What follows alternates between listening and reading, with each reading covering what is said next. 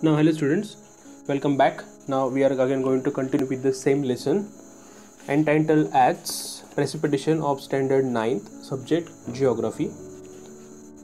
In last video we have already learned about the type of the precipitation, meaning of precipitation, then precipitation, hail, again the snow, its type, convectional rainfall, orographic rainfall. We already gone through it with the images and they clearly explain all the concepts. The types of cyclonic rainfall, orographic rainfall, that is the types of rainfall that we have gone through. Now next part we are going to continue with the next part. Let's have a look. Now study the rainfall map on the world given figure 5.7 carefully and answer the following questions. But before we go ahead, I just want you to make this concept clear. I am just deliberately showing you the globe and the distribution of the its parts. Now just have a look. On the line of equator we always found the very hot temperature, and the many countries and the continent which are lying on the equator, they are greatly affected due to the heat of the sun, and where we can find the ample type of vegetations and wildlife. And let us have a look. The equator, which is shown in a red color, again above that we have a temperate zone, that it is warm and it is going away from the sun, so it becomes warm. And at last we have a polar zone, that is a very cold one. It's lying on 66.5 degree, and here it is 23.5 degree, Tropic of Cancer and the Tropic of Capricorn. So this region, so area between these two, it is called as a temperate zone. The tropic, it's called as a tropical zone. Sorry, it is a tropical zone. And the next we have in yellow color temperate zone in both side, and below we have a cold region, that is a polar zone, South Pole and the North Pole. It has a relation with the next figure, therefore I am just making you deliberately to go through it. Now here we have the world average annual rainfall given in millimeter. This is the world distribution of rainfall, figure 5.7, in which we are going to have a look about the distribution of rainfall. Now what do you see here? How is the distribution? I just deliberately make you to view the previous figure of the distribution of the globe, how it is. So you can easily find it is mostly on the equator. The region lies on the equator, the area lies on the equator, and this zone. Okay, so herely the mostly we can find the distribution of rainfall is more compared to the other parts of the world, because it is the sun is the most important factor here that's affecting the distribution of rainfall. So here the mostly affected part is the tropical zone. Okay, the area lies here, so equator is the middle and the tropical zone, this is called as a tropical zone. So here we can find the mostly of area, that is the heaviest rainfall occurs here.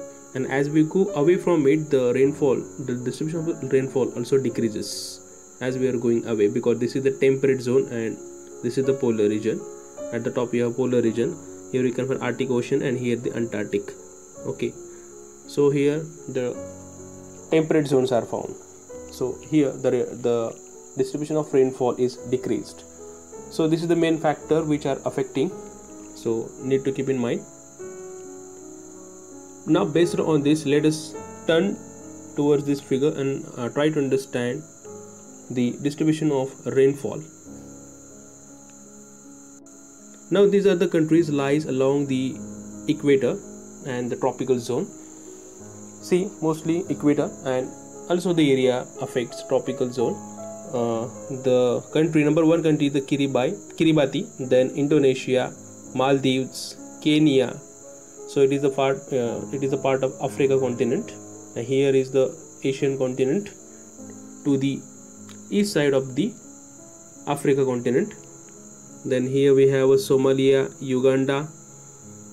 Again the Gabon, Brazil.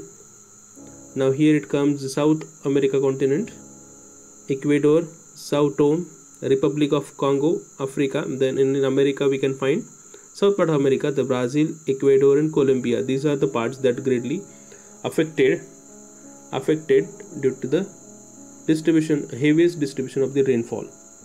The same figure is shown in the textbook also, so you can mark these countries in your textbook so that you can easily keep in mind the location and the even names of the countries with the continent, so it will be easy for you to understand. Again, you can see here in detail. Number 1 is the Ecuador. Number 1 is the Equator. Then we have a second number here lies the Colombia. Then number 3 Brazil part. Then Gabon here, fourth number. We enter in Africa continent, right from the South America continent.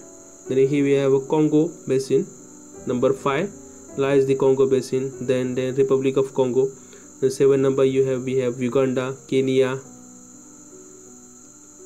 Somalia, 9 number. Then here we enters Maldives, Asia continent lies, Indonesia, 11 number, and Kiribati, 12 number. So countries lies on the equator.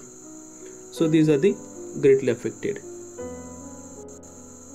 So here first we try to understand with the help of the index the distribution of rainfall.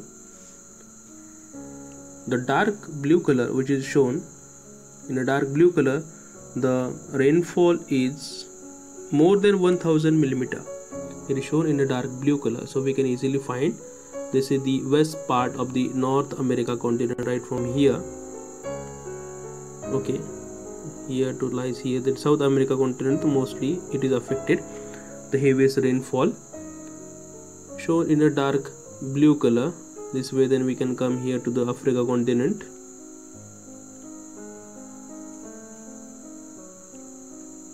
Africa continent, even few part of the Africa continent which is in a tropical zone. As we go away in a temperate zone, we can find the very less rainfall and the distribution as well. And in Asia continent, here lies the Maldives and other islands, Kiribati, as we have just gone through it. So you can mark those locations here just for your reference and just to perfectly get the information about the countries. Then second we come here, the rainfall between 500 to 1000 meter, 1000 millimeter. So faint blue color. So it is mostly affected. We can see the most part of it, especially in North America, this part. Then South American continent part, African continent few part away from the tropical zone, even in Europe continents few part, in Asia continents, and the last one is the less than 500 millimeter. So it is the major part, that is major in the sense that it is mostly we can able to see the most part of it. You can easily find it with the very faint blue color. So it is away from the away from this Tropic of Cancer, Capricorn, that is a tropical zone. This is a tropical zone. So it is we can find in the temperate zone, and above the temperate zone the polar regions, near to the polar regions as well, there is a very less rainfall. See this part, mostly the North America continent, even in Europe continent, then Asia continent part. So most of the part is very less rainfall as we are going away from the heat of the sun. So it is rainfall is also decreasing when this Antarctica part as well. So most of the part of this world.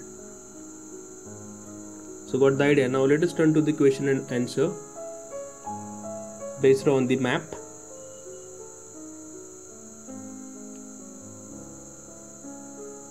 Number 1, which region experiences more rainfall? Now, the region which I just shown you and mentioned the parts of the globe, the tropical region experiences more rainfall. This is called the tropical region. So this region comes under it. The tropical region, it receives more rainfall. Second, what is the reason for low rainfall in the central peninsular India? Now let us come to the India.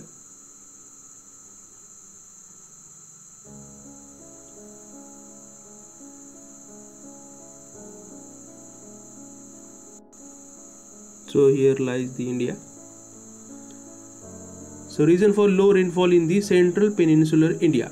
The central peninsular India falls on the leeward side of the Western Ghats. You are very well aware of that here lies the Western Ghats. This side it lies the Western Ghats. Therefore, and hence it is a rain shadow region is formed here. Therefore, we can find the very low rainfall in the central peninsular India. That is the reason. Number 3. Why does the eastern part of Central African continent gets less rainfall than the western part? Eastern part of the Central African continent gets less rainfall. Africa continent. Here lies the Africa continent. The eastern part receives less rainfall than the western. That means western receives more. See, with the dark blue color it is shown. It receives more rainfall despite its location close to the equator. Now what is the reason behind that? The eastern part of Africa continent is in rain shadow region of westerly monsoon winds, whereas the western part lies on the windward side and gets more rain.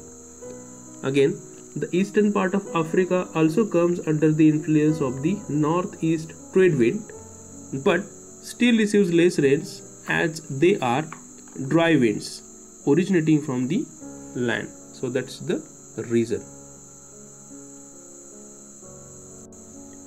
Now why does the amount of high rainfall in the western part of European continent reduces in the eastern part?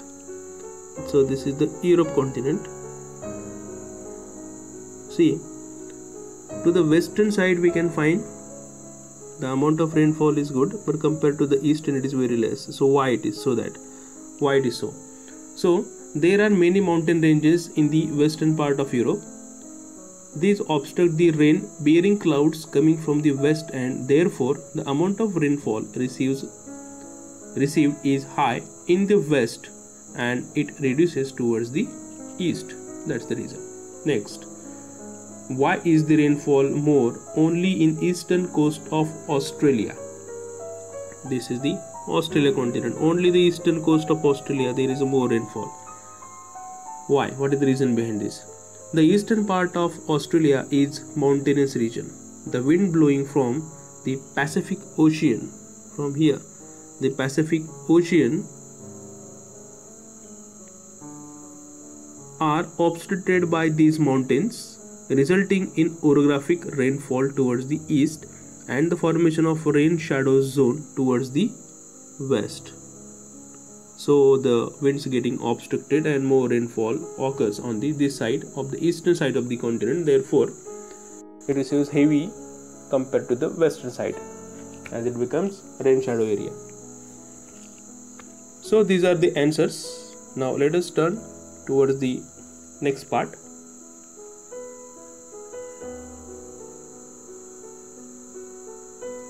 Now let us continue now. Think about it. Why are the areas of high rainfall situated in a tropical areas?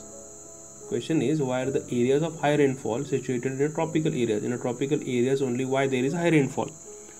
Answer is very clear, that the tropical areas receive direct rays of the sun almost throughout the year. Hence the rate of evaporation is high here. The tropical region receives convectional rainfall throughout the year, and also orographic rainfall is experienced here, as well as thus the area of high rainfall are situated in the tropical area. So that is the answer. Now always remember, the factor which affect the amount of rainfall in a region are the amount of water vapor in the atmosphere, air pressure and temperature. So these three things are very most important things. the amount of water vapor in the atmosphere, air pressure and the temperature. The topography and latitudinal position of a place also affects its rainfall. Now, rain gauge. Can you see this equipment by which we are measuring the rain? How much rain falls? Okay, we are always reading in a newspaper that this much amount millimeter rainfall occurs. So this is measured by this equipment, rain gauge. The instrument that is used to measure rainfall is called rain gauge.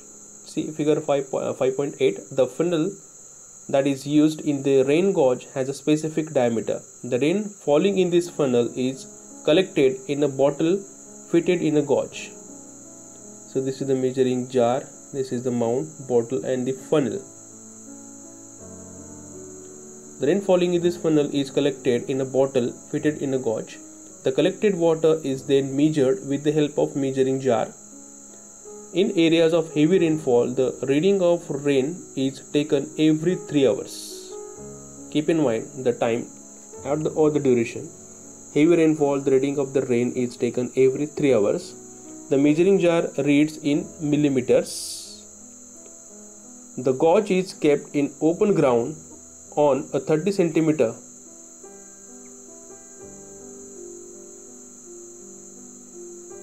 high flat mount. Hence, the rainwater is collected without any obstruction. So, it is kept.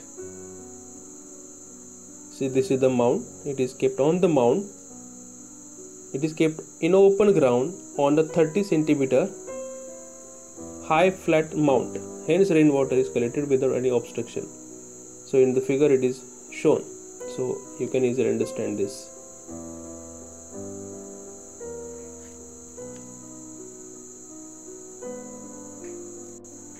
How much of water does 1 millimeter of rain mean? Actually, how much of what? Now let us understand this.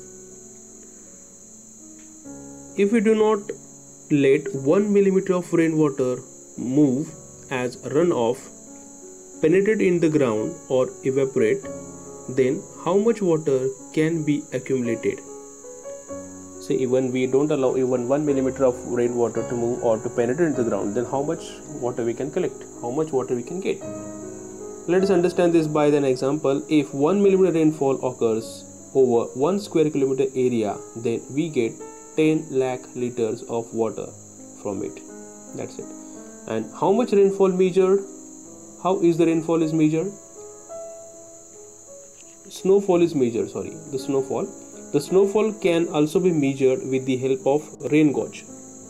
For this, the container full of snow particles is heated carefully to melt the snow. Then the water obtained is measured. A layer of 120 mm of ice is equivalent of 10 mm of rainfall. So keep in mind this proportion. Let us turn to the next part, that is fog, dew and frost. Let us see its formation. Now when the condensation or solidification of water vapor in the atmosphere occurs near the Earth's surface, then we can see fog, dew or frost. The temperature of the layers of the air near the surface of the Earth reduces. As the temperature reduces, water vapor condenses. In this process, vapor turns into microscopic water particles and float in the air. When the density of these droplets in the air increases, fog occurs. When the moisture-laden air near the Earth's surface comes into contact with the very cold objects, condensation of the vapor takes place. They turn into very smaller water droplets. These water droplets stick to the surface of the cool objects. This is called dew. If the temperature of the air is less than 0 degrees Celsius, the water droplets stuck to the surface of the cold objects freeze. This frozen water droplets is called frost. Dew and frost occur on a large scale in winters. Effects of precipitation. The main source of potable water available on the earth is precipitation. As excessive rainfall is destructive, so is the absence of rain.